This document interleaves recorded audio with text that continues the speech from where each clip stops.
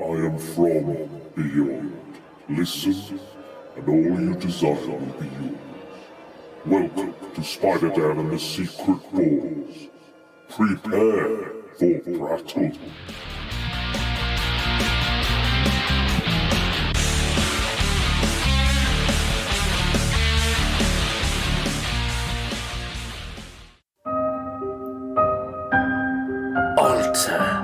Nativity Stories. Welcome to Prattle World. I'm your host, the ever-amazing, ever-spectacular Spider-Dan, and in this podcast I spotlight entertainment's best-kept secrets that a mainstream audience may find boring. And welcome to another Alternativity Stories, a month-long look at alternative stories set around the most wonderful time of the year. And I have a most wonderful guest this time round. It's Hannah Hobley. Oh, Dan, thank you. We have a star in our midst. Welcome to the show. Thank you. Thanks for having me. And this is my very first podcast. Ever? Ever. Well, yeah. I feel thank you for popping your podcast cherry with me. Please, go gentle on me. Do you think, I think people will know you from not just this podcast, but a lot of other of your work. Would you like to tell people what are the things they may know you from, if they don't already? They'll probably know me best from Benidorm. Benidorm, yes. On ITV. So I was in the first 3 series, and I was in the central family, the Garvey family. The Garvey family. Playing teenage chav Chantel Garvey. And you've never really grown up, have you? Not grown out of that chav phase. I'm still a teenage chav, 30-year-old teenage chav. I was otherwise known as the one with the black baby. The one with the black baby. Is that how... I mean, is that how social... Coolio's mum. Right, that was it. When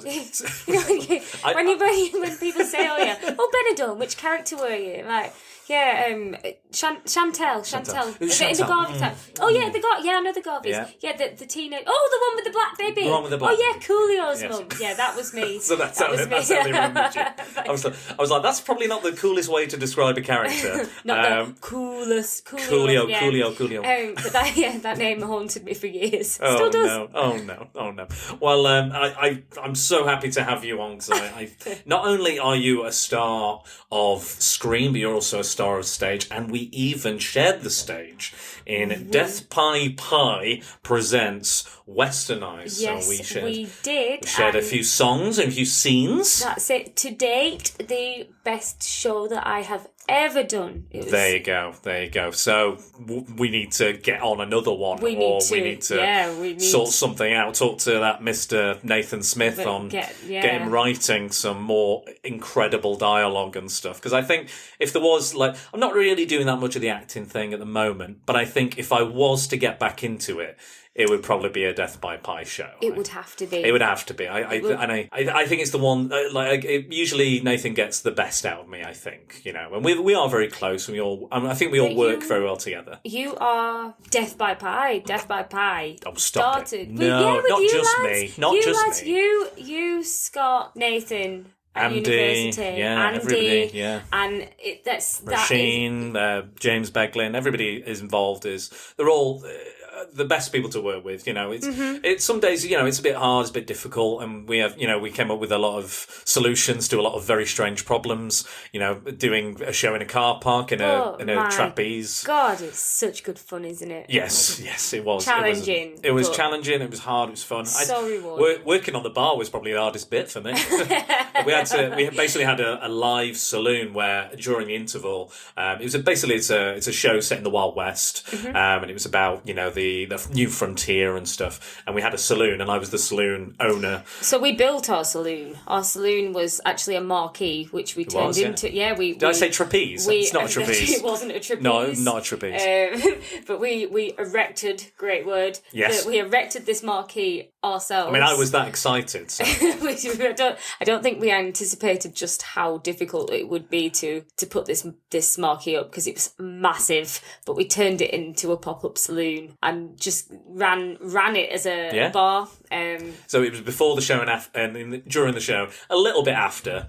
I think afterwards I was kind of like, right, I'm done serving at the bar now. I'm sweating. I'm all knackered. I don't want to do any more. Yeah, but, hospitality takes it out of you. I know, exactly. I know. There was a brothel upstairs, so that's probably where my character went, I believe, to kind of relax all the stress and strain away of the day.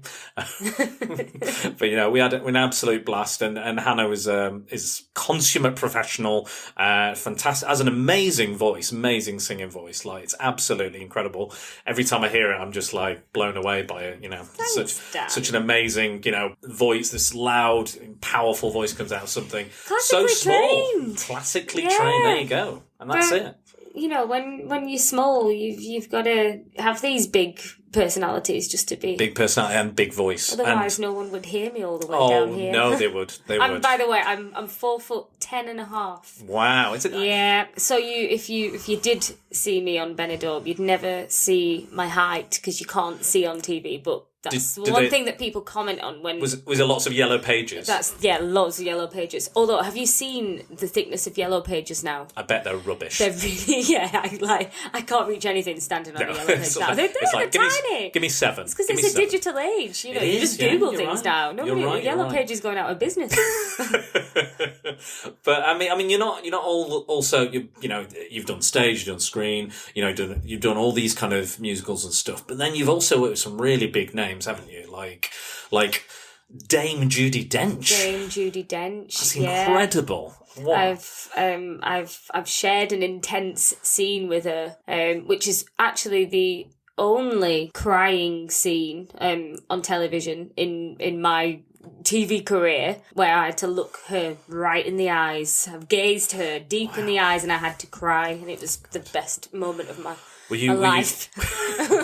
you a little bit like intimidated by working with? It's like a moment of like, how am I going to cry? But just gazing into her eyes makes you cry. Just pure. I think out of pressure or anything. I think any so emotion. Overwhelming. I've just put all my emotions all at the same time, and then floods of tears. Yeah. But you're probably quite an attractive crier. I'm very hideous. There's I'm not an attractive. Bogies. I'm not an attractive crier. My nose. I get a snotty nose, and I pull a lot of faces. I'm just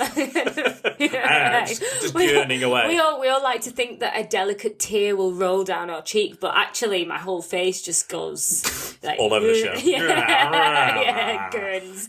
Just a gurner.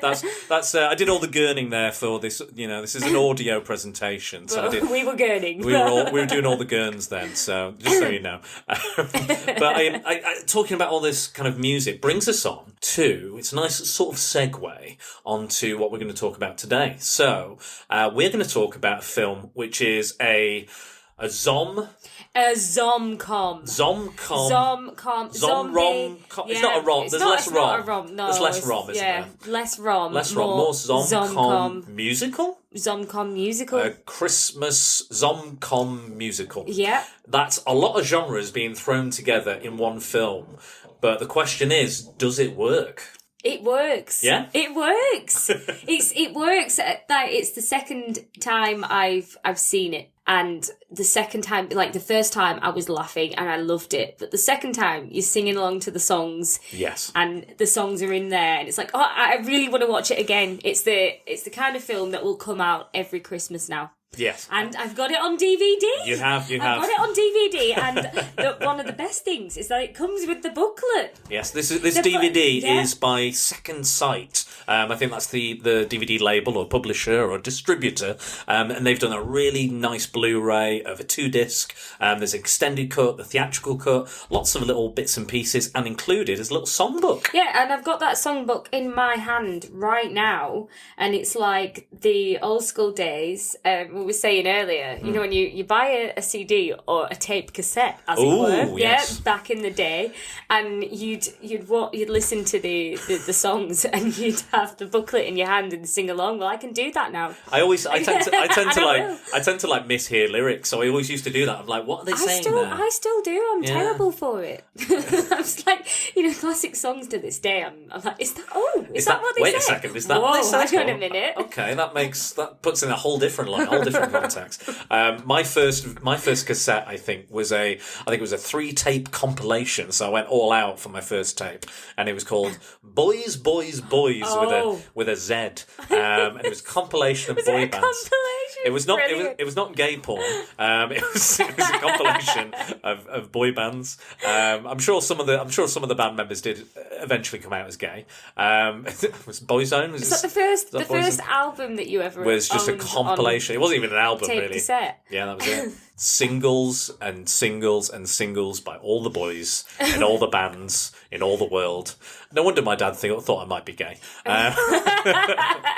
If we're talking about embarrassing albums, the first album I ever owned tell me. On tape cassette was Aaron Carter's album. Yeah, he was my heartthrob when I was 8 years old. He was a little diva. He was such a dreamboat. Yeah, I don't know what happened to Aaron Carter, but I can bring this back. Oh. The first single that I ever purchased was a CD, and it was System of a Down Chop Suey. Nice. Yes, Saved it. Bought it back. Okay.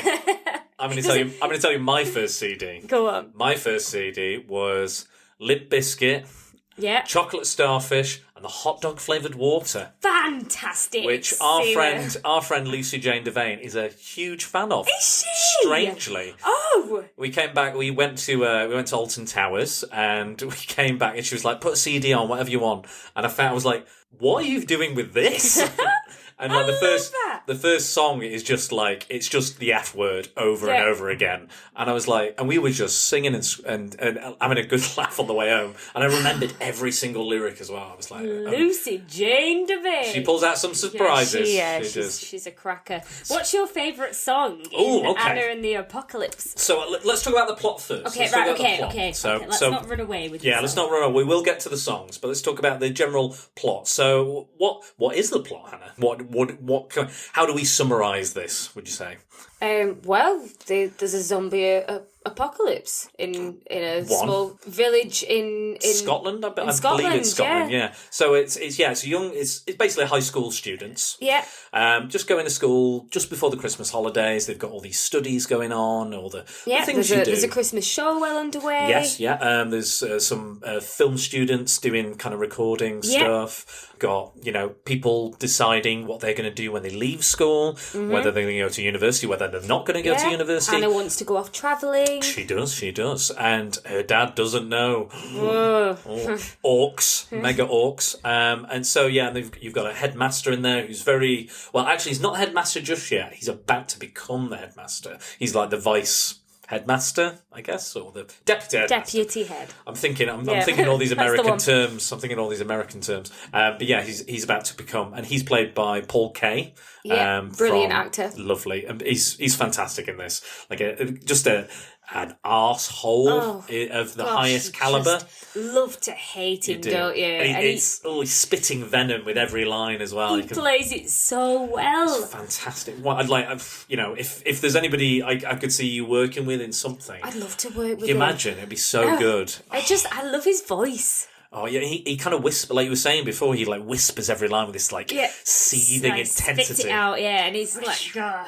He's like, now fuck off, you horrible, salacious youngsters, and all this. It's brilliant. And he has a really good song towards the end as well. The beard really works as well. Can you imagine him doing that without the beard? Yeah, it wouldn't be as good. I think it'd be more creepy. Like, it's creepy enough. Like, he really goes for the creep. The beard factor. really works for him. It does. The beard really works for you, Dan. Well, thank you. I've not got. Well, it's coming back slowly but surely. But I shaved it off because I wasn't feeling very well recently, and it was just getting. Oh, did you get germs stuff? It was getting a bit snotty. I'll be honest. It was getting a bit snotty. So it's not. And I didn't want to be like, oh, you're right, and then people are like, you've got crusty beard, bit of crusty bogies in my beard. So I thought it might make me feel better. It might refresh me a bit. It did not. It just made me feel worse, and I had looked worse as well. That's that time of year. Well, it's either that or you get a crusty nose. Yeah. I've had a cold recently, and you blow your nose so much, and then it just sort of dries it out, doesn't it? You would think it wouldn't be that dry. No, but even if you go to bed with Vaseline on your nose, it still goes crusty. Still dry. Yeah. Still dry.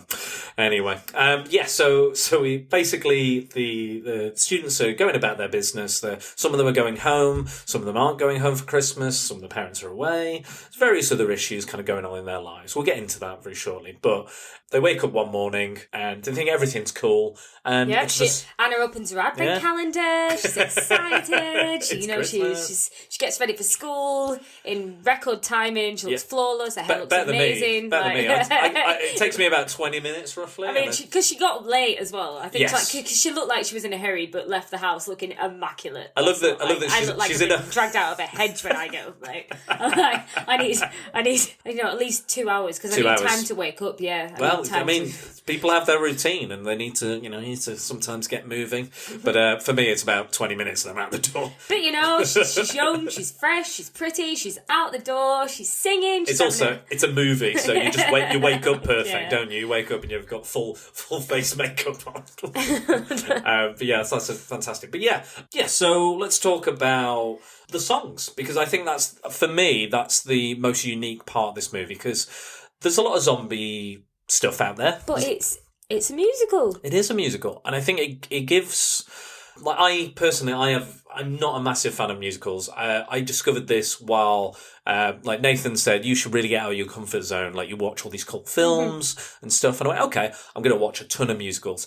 A lot of them were shit. This is it. There's different types of musical. You've got your classics and Rodgers Hammerstein. Which I love all of that. But then you've got your modern musicals, and this is a comedy. Yes, it's hilarious. It's a comedy with songs. It's still a musical, but you can watch it and you can. I think even if you don't like musicals, even if you don't like the idea, or even if you don't like zombies, this is a musical for people who aren't into classic musicals. Yes, I think so too. This is a film for everybody, and I think no matter what age, you find the comedy in this. The more you watch it, the more you pick up on all the comedy that's happening in it, because it's so smart and there's so much going on that you don't always get it in one sitting, do you? Like, no, you watch it again and there's all this stuff, like what in the songs, there's all these things going on in the background, and like it's a laugh out loud.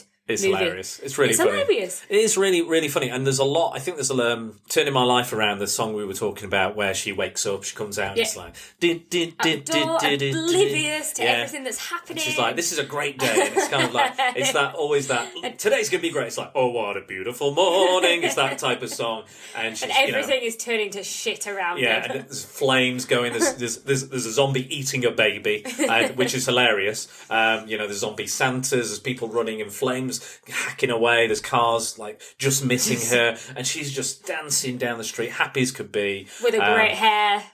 I mean, and she looks fantastic, with her hair and everything. She looks like Anne Hathaway.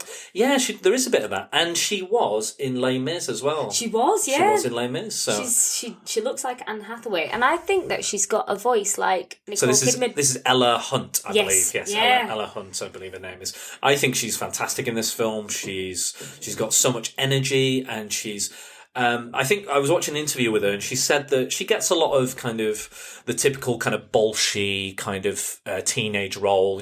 She's like, I'm always on my phone and I'm always texting and right. And she was like, I got a bit sick of the same sort of scripts coming through, and she saw this and went, this is different. This is so out there and weird and wacky, but there's sensitive moments, there's touching moments, there's funny moments, there's disturbing moments, there's everything you would want in this film.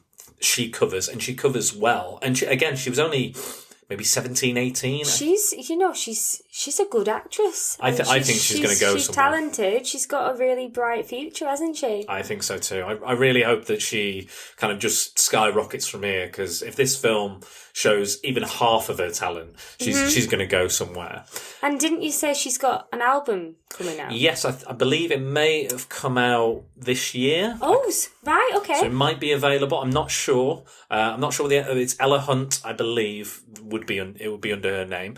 Please go out and Google it and educate us if people know about it. I'd be curious to listen to it. Yeah, I think so. Maybe so I want to know what her style is, because obviously the girl can sing. She's a belter. But what is her what's her musical Yeah. taste? And she said she may even write a musical at some point as Oh, well. really? And a In the writer same- as well. She just Yeah. ticks all the boxes. I mean, doesn't she? she's a multi-talented. You've got to have the triple, quadruple. Do you know what you need that? You need that octuplet now. threat, don't you? You need to have all these skills. In this day and age, in this in this line of work, in this industry, you need to tick all of those boxes and to be able to create your own opportunities, because there's a lot of really pretty girls that can sing, but you've got to have that extra something, and she has it. And that's the thing. I think that's the thing about the acting industry as well. There's there's a lot more women in the industry, and they struggle to get roles because there are so many. There's a surplus of beautiful, talented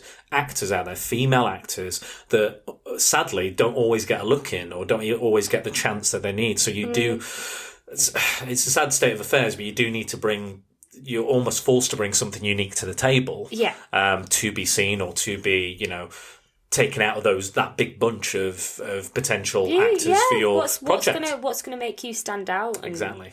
But that's the way it is. I think she is an example of what you can do given the time and the training and the drive and the tenacity, like what you can achieve, and yourself as well, Hannah. I think like your career has gone from like strength to strength, and you've gone from TV, being very young in TV, and I wasn't like. When you joined our team, I wasn't sure like whether the Death by Pie, the comedy, would work for you, or you get the kind of sense of humour. Or... It's interesting you say that, because I struggled, because obviously I was young when I went into Benidorm. I flew out there a week before I turned 18, straight from college. So I didn't go to drama school. No. I didn't have training, but I was very lucky because I landed Benidorm and then Cranford from the BBC. So in a way, I learned on the job, but I didn't have training, and that went against me because I just couldn't get my foot in the door for theatre, and it was really difficult, and it took me a while, and I've been fortunate enough really it's almost the opposite way around for most people. It's like theatre, then TV's hard to break into. But obviously, like, training is it's important, and theatre it's difficult because it's completely different to television, and I've been really fortunate to have some really good opportunities over particularly the past 3 years. You've done so I've had a lot of work, and one door opens another door, and then I met Nathan, and Nathan had Western Eyes, and he gave me a chance. And it was the comedy that Death by Pie does was, and the type of theatre that you do was so energetic, so full of. It was hard, and it was the hardest thing that I've ever had to do, but it strengthened me as a performer, and I thought, God, I love it. I remember theatre. like the first day you got on, because I think Nathan was concerned as well because of your like the lack of theatrical experience you'd had, which is not a bad thing, because like I've got no experience on TV whatsoever, so I'd be useless. I wouldn't know where to look and to do, where to stand, where my cue, when to start, when to what have you. But when you came that day, you were prepared. You were more prepared than I was. You knew every single line, knew every single song, and you absolutely blew everybody away. I can tell you that. Honestly, everybody was like, "Oh my God, time to everyone to up their game, because this girl is gonna show us all out the door." Thank you, Dan. I really appreciate it. I really do. And I told Nathan, I was like, you've cast the absolute right person for this role and for this show, and our sense of humour is very bizarre and very wacky and out there, and it's unique. It is. It's very kind of Simpsons, a bit of Monty Python. There's a lot of different kind of types of comedy that Nathan kind of peppers into his work in Death by Pie. You can follow that on Twitter as well, and there's a Facebook group as well. Please do, because there's a lot of great stuff coming up. I'm sure Nathan's going to create his next masterpiece. But I thought you were just a stunning, absolutely great member of the cast. Obviously, we'd like to have as many people as back, or cast as many people, but Nathan has to obviously make those hard decisions, and he made the absolute best decision in casting you, I think. Thank you, Dan. I appreciate it so much. And if you want to listen, anybody, to any of the songs from Western Eyes, because it has original comedy songs, and if you do want to listen to us sing, even I sing, Dan, even I sing it. believe it or not. Then you can catch So them much on auto-tune, though. I think on Spotify. Yeah, that's right. Apple Music. I think if you even find it on YouTube. Yeah, now, I think that's a YouTube. Isn't it westernized EP? Westernized EP. Could be. I think it might be westernized EP. I'm gonna look. What I'll do is I'll include a link in any of the posts as well, just so we can kind of tag. I'll tag Death by Pie and various other things, just so everyone knows where to find everything. And it is a Western slapstick comedy with, hilarious songs. Yes. So again, it's a story it's a musical comedy. And it's very much a female-led. Like Anna and the Apocalypse. Yeah. And I think that links in very well with Westernized, because it was very female-led.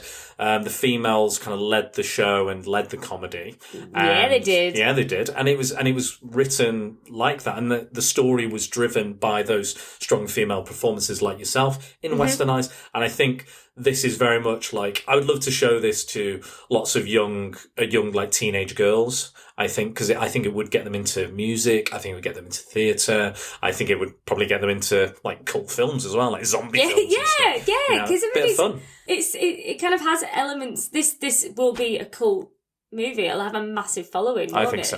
I think it's cool. It's fun. It's a lot of fun.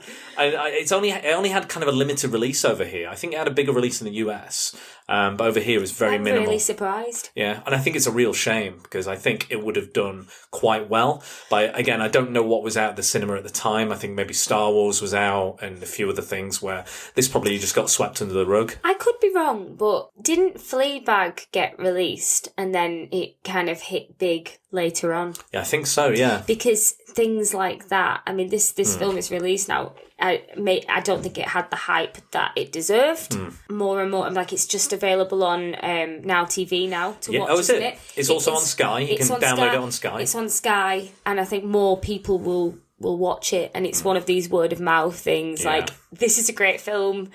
It's one that you can. It falls between Halloween and Christmas. Yeah, like it's a DVD for me that will be coming out. A nightmare before Christmas. Yeah, it'll be coming out each year. Yeah.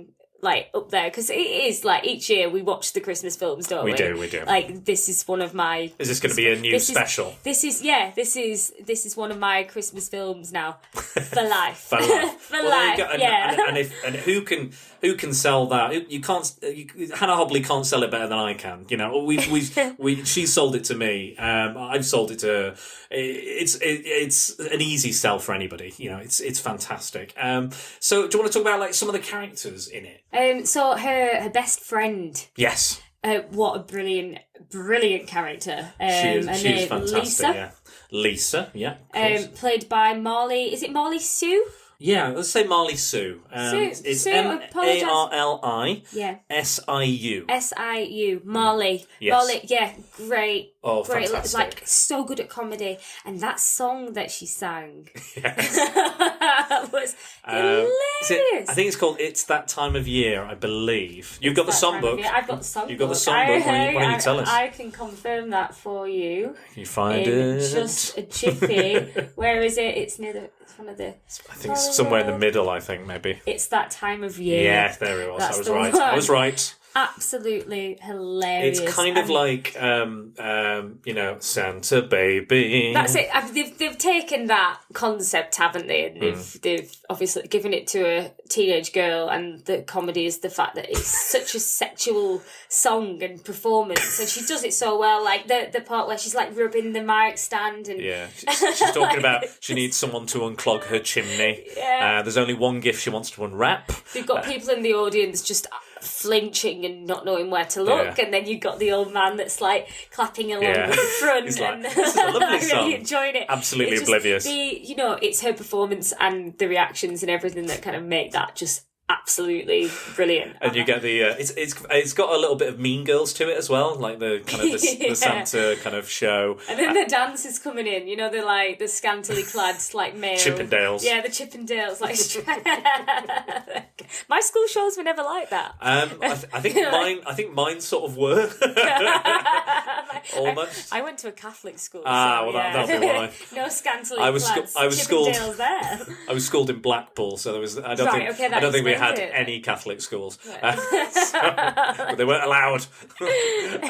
But yeah, so yeah, I think that's it. It's quite the dialogue and the writing of the song, the lyrics of the songs are really like sharp and funny. But it's equally as strong as the music and the score and everything. It balances just kind of perfectly, and there's all the variety of the songs as well. I think there's an 80s power ballad. There's kind of there's those happy day kind of tunes. There's these big belters. There's these Paul Kay's kind of King Herod type song where he's like, yeah, I'm evil, yeah, kind of thing. But it's fantastic. She's especially her relationship with her boyfriend's really cool. Oh yeah, right. Total bunny boiler. Yeah, just obsessed. But do you know what, they're obsessed with each other, aren't they? She's not a bunny boiler. It's that it's that you do get at school that couple that are just obsessed with each other, don't you? Just constantly getting off, constantly touching each other, constantly in each other's space. Always snogging. Yeah, just constantly. And it's really quite touching that they sweet. Yeah, it's really sweet. Sweet. There's some really sweet moments in it that they go together, don't they? And they do. And they're both quite soppy and nice and innocent. But not in a way that you think, oh God, I can't watch that. Yeah. Like, it's, the likeable characters. And it's they have a genuine, like, chemistry and a genuine feeling for each other. Yeah. All of the main characters are likeable. Yes. And I think that really helps. And then you've got the guy, the bully. The bully. What's his name again? His name is... His character name is Nick. Yeah. Ben Wiggins. Ben Wiggins. He's a very handsome lad, though. I'll give him that. He's a good-looking lad. Plays a good part, because you love to you hate him. Yeah. He does what it says on the tin for a bully. He's throwing stuff at people. He's like calling them gay and all this other horrible shit that teenage bullies. You always get that guy at school, don't you? But then again, like he's got a story and there's a reason, and nobody's really bad.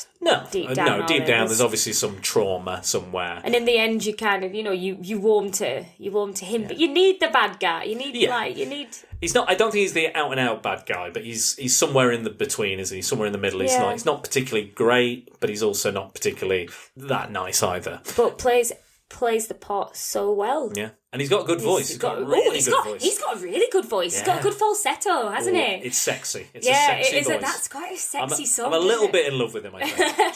just a touch. But no, I think he has one of the best songs. I think that one's the kind of 80s power ballad. Where it's like, I think it's called Soldier at War. Yeah, good scene. And it's just him and his mates who are all like proper chavs. Proper chavs. They've got the Burberry cap. You've got the Doc Martens on. And they've got the weirdest weapons in the world. Like, one of them's just got two melons. And he's like licking them like breasts. And then he's like bashing them on the zombies' heads. And it's like...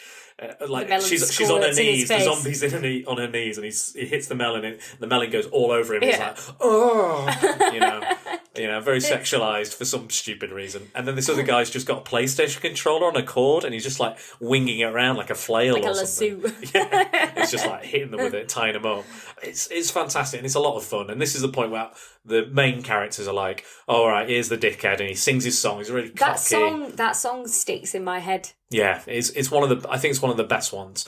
My favourite, I think, is it's called Hollywood Ending. Oh, that has to be my favourite. It's brilliant, isn't it? Yeah, it's and I think it's quite clever.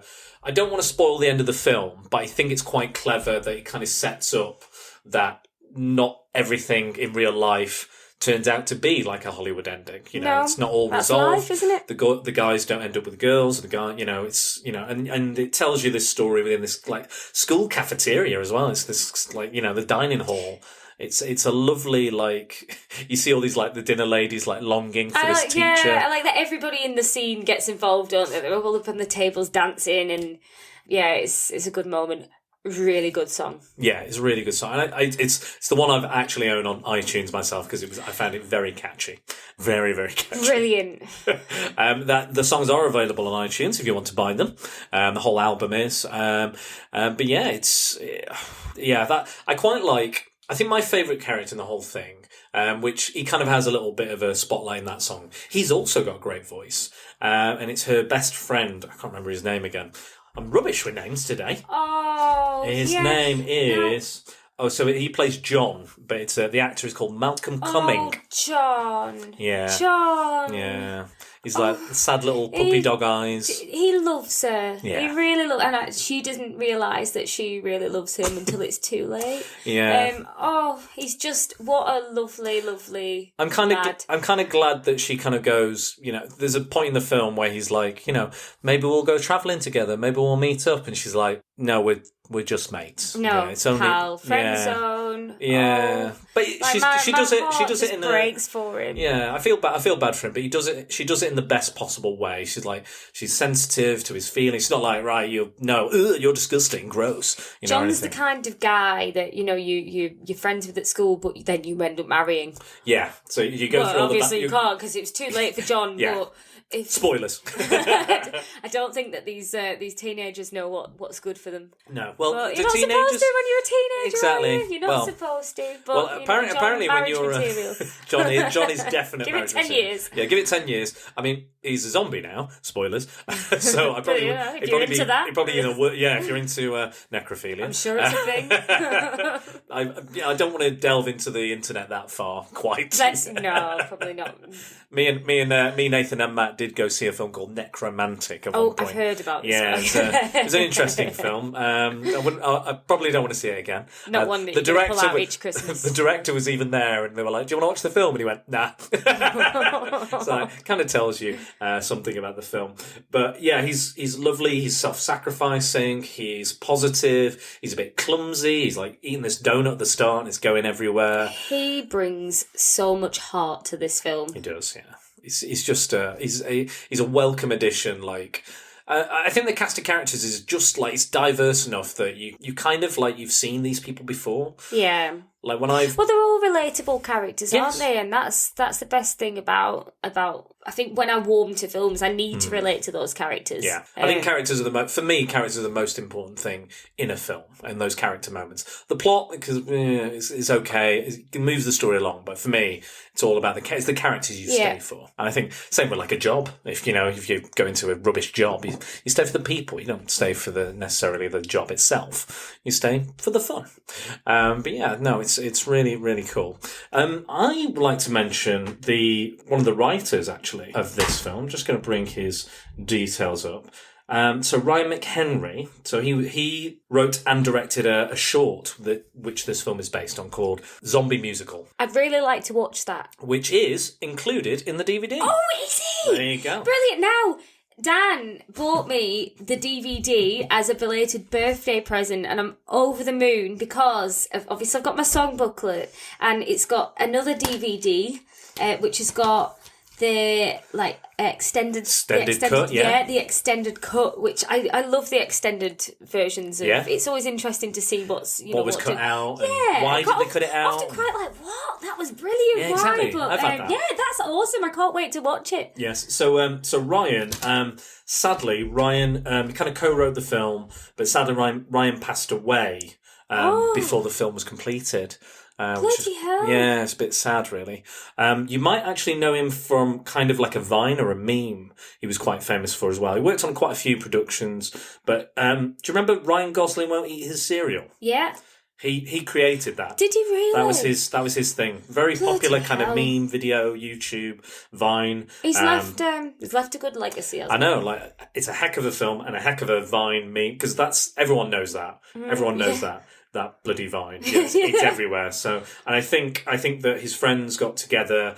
This film's very low budget, there's not a lot of time, and they managed to get it all together and do it. And so well shot. Yeah. You don't need millions of pounds. You don't need a lot of money to make a good film. I think sometimes passion. They throw too much into it, but I love that. It's just a good Scottish film, like a what do you call it? A zomcom. Zomcom. Yeah. It's well shot, good array of characters. Yeah. Like it doesn't need all of the fancy stuff and all of the fancy, No, you don't need need all the gloss of Hollywood. Yeah. It's filmed in Scotland, you know. Filmed in Scotland. It's great. Yeah. It's home turf, you know. It's great, and good raw comedy. It's just a fun thing. And I think, again, if you're not into zombies, but you're into musicals, or if you're into musicals and not into zombies, it's the perfect mix of the two. This is your gateway drug. It's not throwing zombies in your face, and it's not throwing music in your face. I agree. It's all about the story and the characters, and you've got the added, you've got the added zombies and the music, but it's not about that. Yeah, and it's never too. You would think slamming all these genres together would be too much, or it'd be a bit like, oh god, here we go. Oh, it's going to be crap. But it's quality, 100% quality. I really enjoyed it, and I recommend it to you because I thought this is kind of would be up your street. It would be something. And it really, yeah, absolutely. You know me. I like to think so. At this rate, anyway. But yeah. So also, I think a certain person followed you on Twitter as well, didn't they? Because I posted about that we were going to do this, and obviously you're quite active on your social medias. And the director, John McPhail, I know he followed me. Hi, John. Hello, John. Now, I'm not very good at tweeting, but I appreciate your follow, and I appreciate your work, and you've done a brilliant job. And if you want to give me a job, then if you want to do a stage version and call it Hannah and the Apocalypse. Hannah and the I like it. Yeah, because again, like with your height, just putting it out there. With your height, with your good voice, with your stage experience, and with your love of the film, just drop me a DM. Let's do it. This is my idea. I'm gonna copyright this idea. I want to be involved somehow. I'll just be a zombie. I'll just have a zombie part. I can do a good zombie. He's done an incredible job. He's honouring Ryan's work and the other co-writers' work. Alan MacDonald, I think he did more of the script and stuff. I think I'm not sure how that balance is in the script writing with the lyrics and that, but it's just so much. It's just so much fun, and you get. It's slick, isn't it? It's slick, and I appreciate everything. We're just gushing now, aren't we? Just gushing. Like, oh God, we love gushing. It. We love with zombie blood all over it. Anna and the Apocalypse. But I've noticed recently as well, like. A lot of people, I think, like you said, it was on Now TV. I think a lot of people have found it in my Facebook friends groups. I love that it's on there because it makes it more accessible, and it isn't. People don't watch real time TV now. No, like it's always recorded. We get everything's recordings, and we go back. We put on Netflix, Now TV, Sky, and we scan through to pick a film. And I'm hoping that people will kind of see that. I mean, it's it's on there. It's got a great the cover of this DVD is something else. It's gorgeous, isn't it? Like the picture of it when scanning down, that jumps out of me. People watch this film. It's like we're still in the festive period. Now is the time. So get this version. Get the second sight release version because it's got all the features that me and Hannah have been talking about. Yeah. Don't think the previous DVD releases have all these features. But you watch this film this festive period because it's brilliant. It's fantastic. So I'm going to talk about so John McPhail, who we were discussing earlier, he had a lot of kind of inspirations for this movie. So I'm just going to list them. Where did I put them? Here they are. Yes. So I don't know if you'll probably be familiar with some of the musicals. I don't know how familiar you'll be. There's one film I have no idea what it is. I've never heard of it. But I'm going to list the inspirations he used for this film. So, right, okay. So he was influenced by West Side Story. Oh, classic. Now that is top 3. Really? West Side Story, and it possibly would be number 1 for me. I love it so much, and actually, there's the reason being my mum and dad met doing an amateur version of West Side Story. No. Yeah, when they met, my mum was Maria and my dad was one of the Jets. Of course. So when you're a jet. So it's almost like I said, I used to read music from I used to have the original soundtrack to West Side Story, and I'm just obsessed with it. And I can Well, I mean, that sounds like a real life West Side Story, it's, two people coming together, cross their differences and stuff. Well, they didn't stay together. Yeah. Not many parents do. Don't worry. Let's face it, Maria was never supposed to be with. That's true. Not with the jet that he. Maria was supposed to be with Tony. Yes. Maria was not supposed to be with the jet. Mum, bad choice, but thank you because I'm here. I'm alive. I'm alive, and I'm conceived. I'm born. born. Conceived. You gave birth to a star. Yeah. You gave birth to a star. Absolute star. Like, look at me now, Mum. I'll be honest. It's one of my favourites. When I was at college, we did like a musical theatre review. I'm not that great a singer, I don't think, and I've not really sung since then, apart from like the odd bit, like in Western Eyes and things.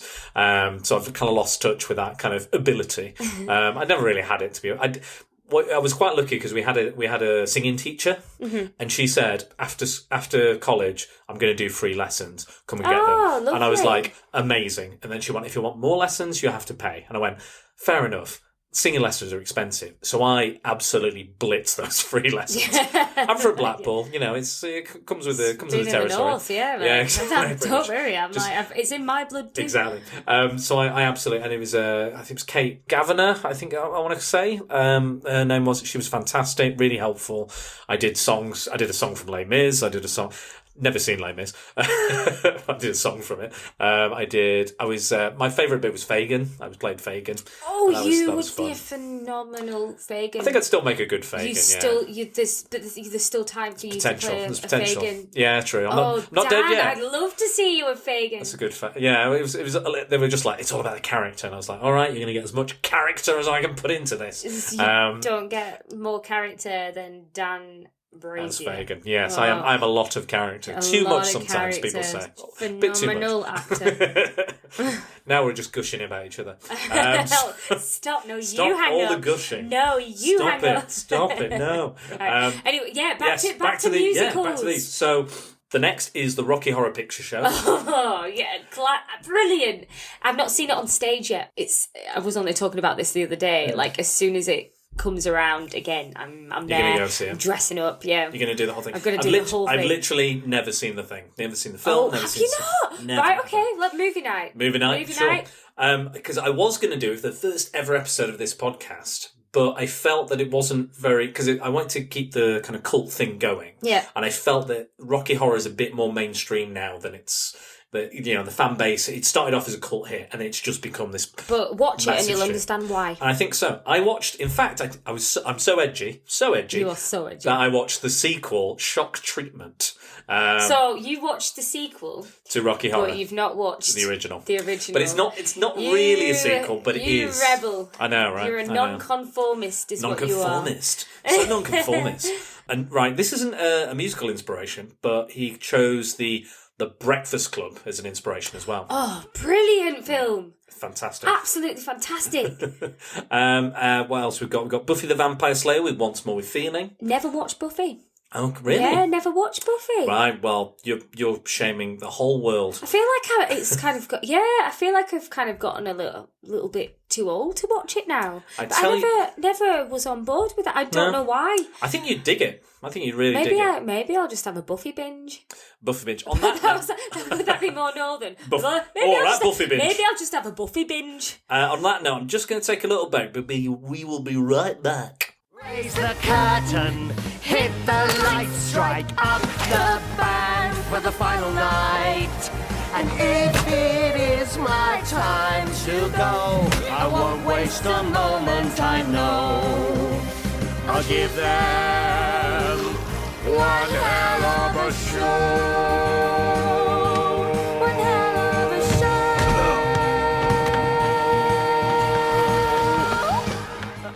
And we're back from our little break, so we were continuing to talk about the inspirations that John McPhail had for Anna and the Apocalypse. So we just talked about Buffy.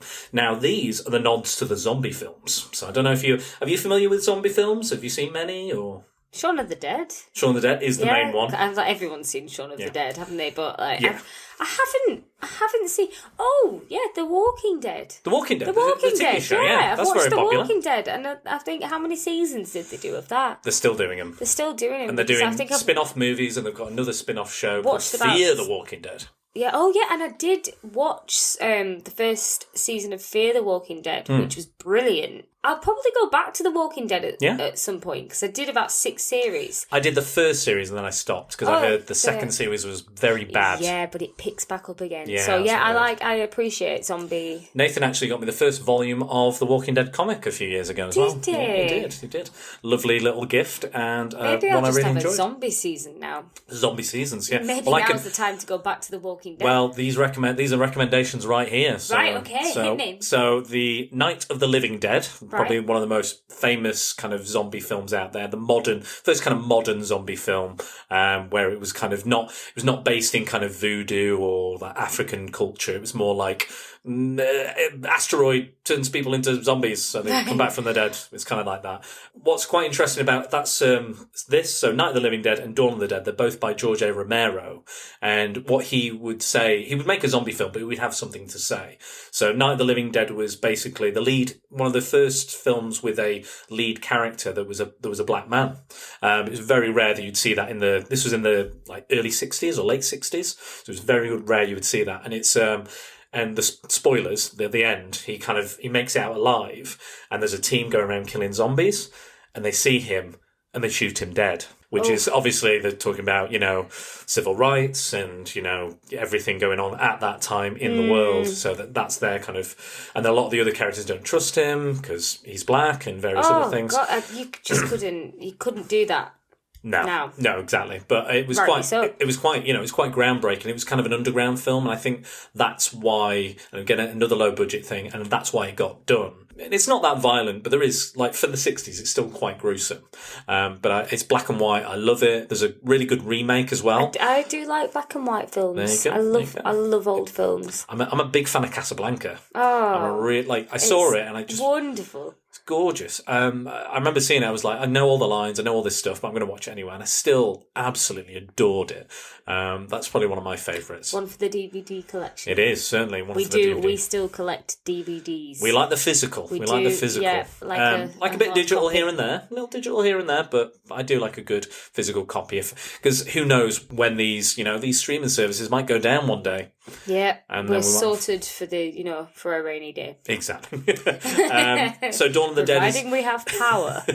So Dawn of the Dead as well was one of his inspirations. So that one it was set in a mall, that one. That's in the 70s. And George A. Romero directed that one. And what he was saying about that was he was trying to make out that commercialism and consumerism was creating was turning everybody into zombies, is what he's basically saying in that one. But again, really good, just a zombie film anyway. The Evil Dead, famous. Technically, the Evil Dead aren't zombies in the film. The Deadites. So right. Okay. Andy Knowles will correct me on What's this. the difference between a Deadite and a zombie? Good question. So a Deadite it's a demonic spirit that possesses your body. So it's not technically you're not a reanimated dead person. You're still alive when you get possessed. You've just been your body's on loan. Yeah, basically, okay. And you start kind of becoming more like demonic. So they're not they are evil, and some of I think in the first film they get possessed and die, and then can keep going because they're demonic or demons inside. But is there still hope for them? Well, I mean, you'll have to see the films to find out. Okay. Oh, yeah. Okay. Yeah. Spoiler alert. And again, I would highly recommend. And there's a lot of comedy in those films as well. Like, there's a lot of comedy and a lot of slapstick. But I won't spoil them. Now, this one I've never heard of myself, but I am gonna look it up, and it's The Happiness of Katakouris. Okay. From 2001. Not sure what that is. Do we know anything about it? I could Google it, but I'm too lazy right now. But maybe just take a gamble, just watch it. I think I will. After watching this, I think I will give that a go. So, and he was also inspired by Shaun of the Dead, obviously. Yeah. Especially Turning My Life Around. Obviously, we described it. You can really tell that it's inspired by Dawn of the Dead. She's just That's absolutely not a bad oblivious. Thing. Yeah, absolutely oblivious to what's going on. Much like when Sean goes to the shop. The first time he just like, just go to the shop. The next time it's the zombie apocalypse and it's the same shot and everything. It's fantastic. What's Shaun of the Dead? Go to Aldi, come out, and the world's changed.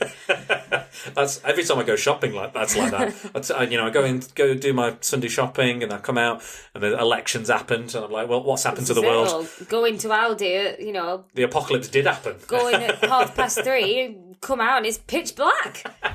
Okay, so this is an interesting one. So this is a film I have seen. So the crop tops and short shorts seen in the film were inspired by the costume design in the slasher film Sleepaway Camp. This is one of Rasheen's favourites. And Laurie, her boyfriend, they're a big fan of the Sleepaway Camp films. It's basically spoilers, but it's like a camp with kids. And interestingly, they shot it with the right age kids. Oh, okay. Which was, what age were the kids? I think they were like 13-ish, like roughly. But they hired specifically. They wanted them to look like kids. They didn't want it to be like not Grease. like Dawson's Creek. Yeah, Dawson's Creek when they're around 30 years old. But yeah, so they with deep voices. deep voices. And sure, I'm 13. And the big twist at the end, if you don't want to know, fast forward, do what you want. But the big twist at the end is that the girl who's been killing everybody was actually a boy. Oh. Yeah. So there's a shot with her naked. Is that a spoiler? It is. It's a huge spoiler. It's the end of the movie. Right, okay. So don't need to see it now then. But it is quite interesting because she has this like mum who wanted a son, but the twin died, and then she constantly dresses the girl up as a son. That sounds really good. It is quite good. Like it's not that there's a few trashy slasher films out there, but there's a little bit. I don't mind trash. I think you trash and slash. And again, all these people that like treat her poorly are pretty horrible people. So there's like a paedophile early on who gets like boiling water spilled in his face and stuff. Did she like do that. a carry on them? It's not psychic powers, but yeah, physical powers. Yeah, physical powers of knives and things. But yeah, so that's the kind of slasher genre. Right. Is there any other kind of characters or songs we want to mention before we wrap up? Well, before we wrap up, yeah. we've got to mention a very important character. Oh, okay. And that is the dad, Mark Benton. Yes, Mark Benton. I totally forgot. Yeah, absolute legend. I know. I can't even think what Mark Benton's in right now. He's popped up in he's everything. He's always in everything. He's a good household name, isn't he? And he's good. He's a good, like affable, like lovable. You see him and you get a warm feeling. A great dad. He does, yeah. And in this, he's kind of a bit annoyed because Hannah's decided she's not going to go to uni. So Hannah, Freudian slip. Sorry, that's sorry. That's the sequel. That's the sequel. Yeah. Well, I tell you what. I mean, it could be Hannah and the Apocalypse. It could be not like a remake, but it could be like this. Hannah and the Apocalypse could happen in England. It could because that's in Scotland. In England, it could be happening at the exact same time. In Manchester, perhaps. Manchester, yeah, that would possibly. Be a good place. Interesting. Yeah, well, it's on the cards. It's on the cards. Who knows? But I love Mark Benton. He's lovable. I'd love to work with him. Oh, yeah, another great. Like this is full of like English acting talent, like quality talent, like even young talent and old talent, and it's just a wonderful mix of those two worlds kind of colliding.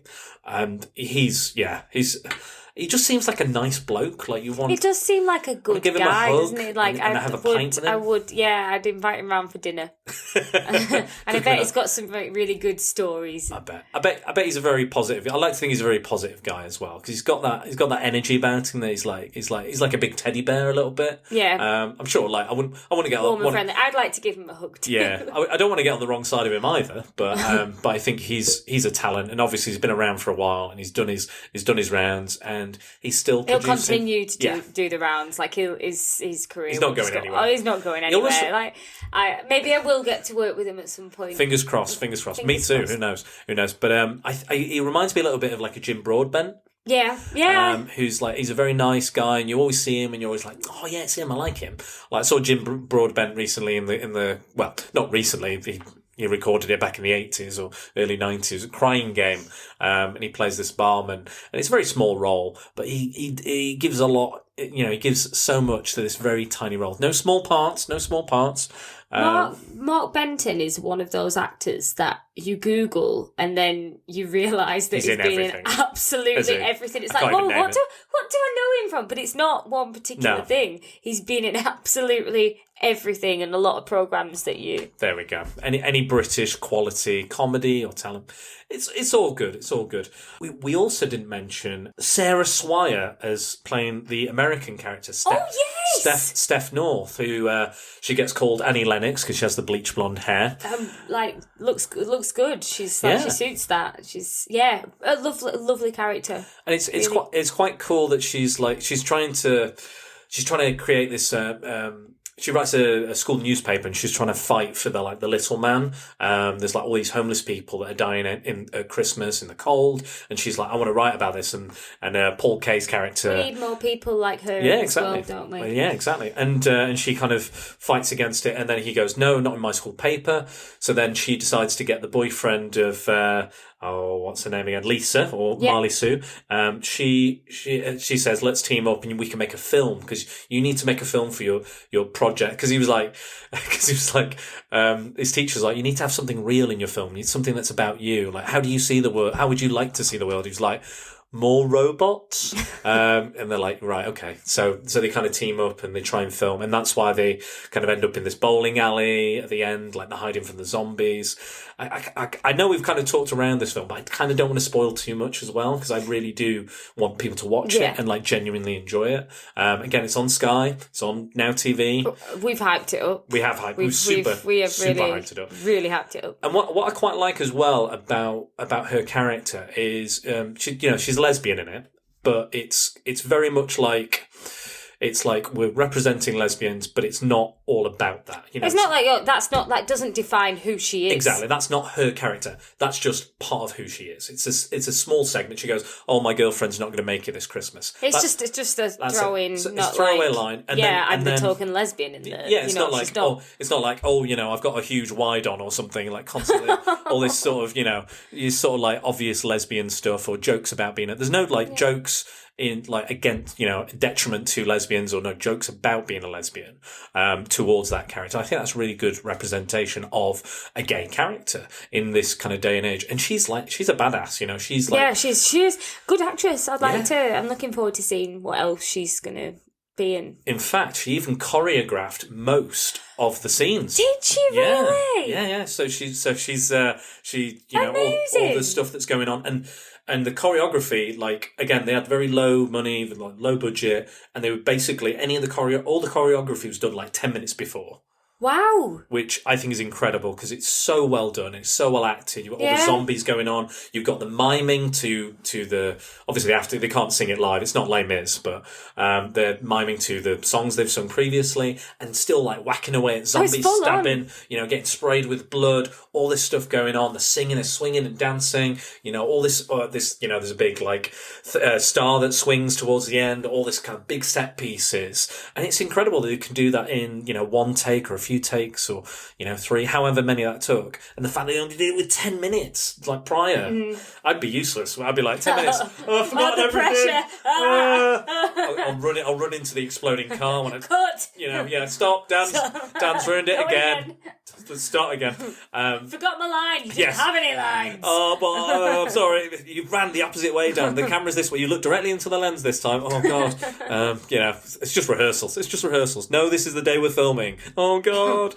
But yeah, it's a fantastic film. But I think we've come to the end of the road, I think. Oh, Dan, this has been a treat. Thank you for having me. It's been an absolute blast. I know we wanted to do it so much earlier. I wanted to try and do it kind of, one every week, but I think I'm just going to slam them all together and release them as one big load of Christmas podcasts, as a big Christmas present. Happy Christmas, everyone. Merry Christmas. Would you like to come back one Absolutely. time? So I'd love to. I honestly... Thank you from the bottom of my heart for coming. It's been an absolute blast. So what kind of things would you like to talk about? Do you have because this podcast is specifically about things that, aren't necessarily well known or well appreciated. Do you think you have any ideas, or do you think you need to think about it? Oh, I mean, because the first thing that springs to mind is Rocky Horror, but I think we should go for something completely off topic. Let me have a think about it. Yeah, you have a think. But we'll get together and we'll watch Rocky Horror. Yeah, we'll do that anyway. But it's got to be like a little lesser known, little like, it could be a bit indie, or a bit, or just a really bizarre one that nobody's heard of. It's international films, you name it. I'll watch absolutely anything. Right. As you can tell by the litany of my podcasts, I've watched all sorts. We've watched French cartoons. We've watched, body horror, sex scenes, you name it. I watch all sorts of weird shit. And that's basically what I do and what I love. I actually, maybe Aliens might be a shout, because I went through a phase of watching alien documentaries obsessively for a while. But then again, who knows? Food for thought. Yes, food for thought. You have a thing. 2020. But yes, before we go, you are doing a pantomime. I'm doing a pantomime. So I'm in rehearsals at the moment. Yeah, we're doing Aladdin this year. And normally I'm Panto Fairy, but there isn't a Panto Fairy, so I am a slave of the ring. Okay, all right. I mean, that sounds particularly dirty. I am the slave of the ring. And you can find me from the 20... I think it's the 22nd, or is it the 21st? Oh, I don't know what year it is. The 21st. 21st, okay. This month till the 31st. Okay. So it's a short run. Mm-hmm. And where is it? Like me, and that is at Gracie Fields Theatre in Rochdale. Rochdale, okay. And it's going to be a real hoot. So. A hootenanny. Well, I'm going to be going. You've got Dave Benson Phillips. Dave Benson Phillips, legend from that Get Your Own Back, and we have the villain is Brian Capron. Mm-hmm. Who is Richard Hillman? Richard Hillman. Yeah, Corrie's famous villain. He's the best villain. Yeah. He was the best thing with the briefcase. He was the best thing in Corrie forever. Yeah, like I love everyone him. remembers Richard Hillman. He's amazing. What a thoroughly brilliant man. They're both amazing. But we've got a great cast. I'm very lucky. And obviously, I guess Nathan Smith is in it. Nathan Smith is in it as well. Yeah. He's directing it. As well, multi-talented young man. That don't know, Nathan Smith is my boyfriend. He's my finally official. Yeah, it's official now because I've said it on a podcast. But yeah, he's also a very good actor. He's great all right. director. He'll do. Overacting, a little bit of an overactor. But he is playing the pantomime Dame. He is, so that fits him. That's fine. No, I'm only messing. I love him to bits, obviously. Before we go, one last thing before we go. I know we've talked about so much. Where can people find you on the social medias? So I'm on Twitter and Instagram at Hannah Hobley. Is that it? Just at Hannah Hobley. Easy. I don't use Facebook for fans. For fans now, of course, because that's a personal thing. Yeah, that's just for private. For family. That's fine. You can get me on Twitter and Instagram. Perfect. Well, you can find us and the podcast and everybody else that's been involved so far on Facebook. It's at Secret Bores. Twitter, it's at Dan_Bores. Instagram, it's SpiderDan Secret Bores, all one word. And the podcast is available on Podbean, Apple Podcasts, Google Podcasts, Stitcher, Spotify, YouTube, many, many more. And if you interact with us, don't forget to use the hashtag #PrepareForPrattle. I've been Dan, you've been Hannah. Good night.